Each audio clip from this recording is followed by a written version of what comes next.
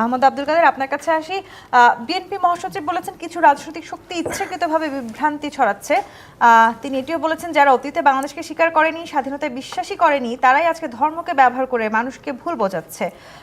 এই যে ধর্মকে ব্যবহার করে রাজনীতি, সেটি আসলে দীর্ঘদিন ধরে এটি নিয়ে এক ধরনের অভিযোগ আছে এবং সেটি নিয়ে আমরা দেখছি নানানভাবে আচরণবিধি কিন্তু এখানেও লঙ্ঘন করার চেষ্টা করা হয়েছে। বেহেশতে টিকিট পাওয়া যাবে কিংবা নির্বাচিত হলে আসলে কি করা হবে না করা হবে সেটি এখন থেকেই নানানভাবে আশ্বাস প্রশ্বাস দেওয়া হচ্ছে।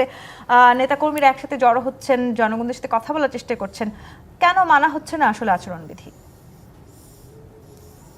ধন্যবাদ আপনাকে এবং যারা দেখছেন তাদেরকে সালাম জানতে। আসসালামু আলাইকুম রহমতুল্লাহ। আমার বক্তব্য হচ্ছে এখানে দুটো বিষয়কে গুলিয়ে ফেলা হয়েছে। উগ্রতার যে ফখরুল সাহেব বলেছেন, আমার কাছে স্পষ্ট না উনি কী বোঝাচ্ছেন কথাটা বলতে। আবার এখানে আপনি বলছেন জানাজা টিকিট বিক্রি করা এটা উগ্রতার কোনো বিষয় না, এটা হচ্ছে একটা কারো পারসেপশনের বিষয়। এটা নিঃসন্দেহে অন্যায় এভাবে বলা। এটা কে বলেছে স্পেসিফিক বলা উচিত, কিন্তু একটা জেনারেলি একটা হাওয়া তৈরি করছেন উদারপন্থী এবং উগ্রপন্থী। মানে এখন বলা হচ্ছে ভোটের বাজারটা হচ্ছে একদল উদারপন্থী, তাদের দেশ উদারপন্থী চলে কীভাবে, আর বলা হচ্ছে উগ্রপন্থী। তার মানে উনি মিনি করছেন ওর প্রতিপক্ষকে মিনি করছেন, মানে উনার প্রতিপক্ষ যারা তারই উগ্রপন্থী, উনার হচ্ছে উদারপন্থী। কেবল এটা হচ্ছে অত দুঃখজনক বিষয়।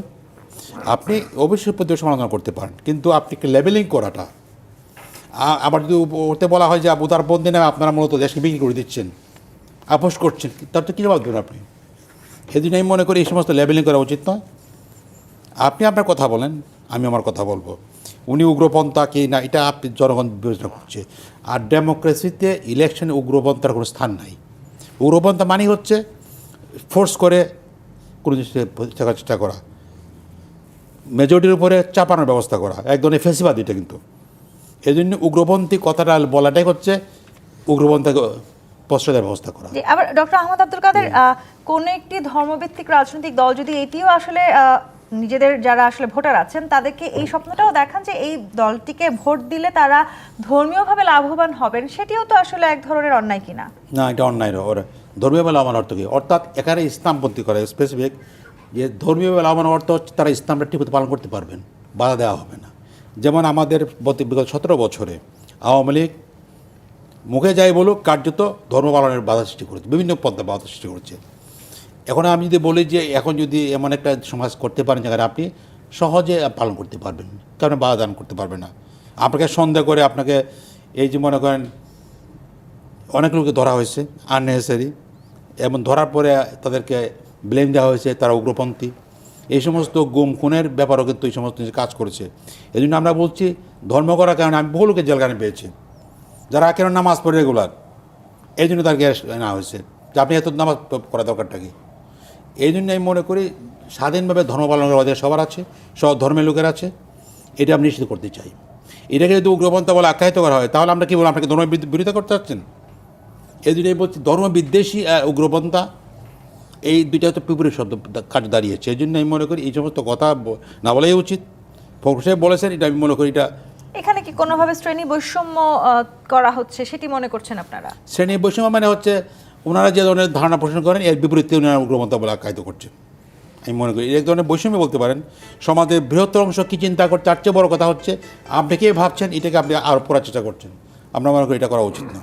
জি, শামসুজ্জামান দুদু, এই যে নানানভাবে অভিযোগ আসছে, আচরণবিধি লঙ্ঘনের অভিযোগ আসছে, বিএনপি নেতাদের বিরুদ্ধে এসেছে, জামায়াতের নেতাদের বিরুদ্ধে এসছে, অন্যান্য সব রাজনৈতিক দলের নেতাদের বিরুদ্ধে এসছে, এনসিপি নেতাদের বিরুদ্ধে এসছে।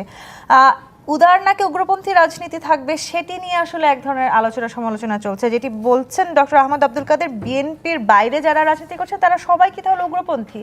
এই প্রশ্নের উত্তর কি? জি, আপনাকে ধন্যবাদ। সরলীকরণ বলে একটা কথা আছে।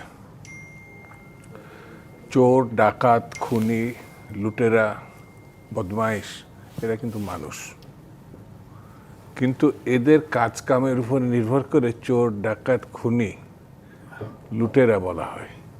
আবার আরেকজন নামাজি বলা হয় তার ব্যক্তিগত চরিত্রের বৈশিষ্ট্যের কারণে। আবার উগ্র, একেবারে জঙ্গি, এটাও আবার ধর্মের নামে বিক্রয় করা হয়। অর্থাৎ ধর্মের বিরুদ্ধে একটি জঙ্গিত্ব তৈরি করা, এটা খুব সরলীকরণ। মানে এইভাবে সরলীকরণটা আমাদের দেশে ঠিক হবে না। যেমন শেখ হাসিনা ধর্ম যেটা, মানে মাঝরাত্রে তসবিহ হাতে করে উনি নির্বাচন আসলে যেভাবে নামাজি হতেন, তো এটা এক স্বাভাবিক এবং সাধারণ নামাজি না, এটা ভোটের নামাজি, এক ধরনের প্রতারণা। তো ওইটার সঙ্গে অন্য সব কিছুর সঙ্গে যুক্ত যদি কেউ করে ফেলে তাহলে আবার ভুল হবে। সেই জন্যে বাংলাদেশে না সারা বিশ্বেই কখনো কখনো জঙ্গিত্বের যে ঘটনা, একসময় যেমন জামাতে ইসলাম বিপ্লবের মধ্য দিয়ে এদেশে ইসলাম প্রতিষ্ঠার কথা বলেছিল, সেই সময় আবার তাদের ছাত্র সংগঠন আবার রকটা খুব ভালো দক্ষতার সঙ্গে কাটত।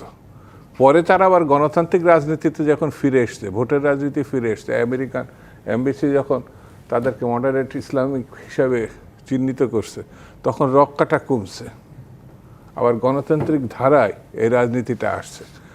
জামাতি সব কিন্তু ইসলামপন্থী না, এখানে একাধিক ইসলামপন্থী দল আছে, তাদের নিজস্ব বয়ান আছে, নিজস্ব লক্ষ্য আছে, নিজস্ব রাজনীতি আছে, কিন্তু ইসলাম ভিত্তিক একটি ধারণা সবগুলোর মধ্যে আছে। এবং তারাও তো এবার নির্বাচনের আগে বলেছেন যে তারা ধর্মভিত্তিক সব রাজনৈতিক দলের ভোট এক বাক্সে আনতে চাইছেন। হ্যাঁ, এটা বলছেন। মাঝে একটা 11 দলীয় ফ্রন্ট করারও চেষ্টা হয়েছিল, পরে ইসলামী আন্দোলন সম্ভবত এই ফ্রন্ট থেকে বেরিয়ে গিয়ে তারা এককভাবে নির্বাচন করছে, অর্থাৎ একটি বাক্সের ভিতরে মানে এক ইসলামপন্থীদের যে ভোট, সেটা সাময়িকভাবে হলেও এটা ভেঙে গেছে। তো যাই হোক, হয়তো ভবিষ্যতে আবার, যেহেতু নির্বাচনে এখনও সময় বাকি আছে, কি হবে সেটা এখনই মন্তব্য আমি শেষ করছি না, তবে তারা চেষ্টা করছে। এটা তো করতেই পারে, নির্বাচনকালীন সময়ে ঘটনাগুলো তো ঘটতেই পারে। তো সেই কারণে এটা যার যে রাজনীতি, তাদের কৌশল, তাদের ভূমিকা, তাদের প্রচারণা, নির্বাচনকালীন সময়ে মানুষকে কনভিন্স করে একটা জায়গায় নিয়ে যাওয়া। যেমন মধ্যপন্থী দল হিসাবে না বামে না ডানে, তো যারা দক্ষিণপন্থী তাদের সঙ্গে মধ্যপন্থীদের এক ধরনের বিরোধিতার ব্যাপার আছে। তারা যদি দক্ষিণপন্থী না হয় তাহলে তো মধ্যপন্থী হতো অথবা বামপন্থী হতো। তো তারা যে অন্যায় করছে তা নয়, এই রাজনীতি তাদের ব্যাখ্যা আছে, তাদের লক্ষ্য আছে, স্বাভাবিক কারণ তারা চিহ্নিত। যেমন আপনি যদি ইসলাম হঠাৎ করে এখানে আসো না, এবং ইসলামের রাজনীতি এখন না, যেমন এই দেশে একসময় ইসলাম রিপাবলিক ছিল, ইসলামিক রিপাবলিক, সেটা পাকিস্তান আমলে। তাদের যে ভূমিকা ইসলামিক রিপাবলিকের নামে 71-এ যে ভূমিকা, সেই ভূমিকাটা সামনে আসলে পরে তারা বিব্রত হয় এবং ভীষণ রকম সেটা তারা সহজে নিতে পারে না।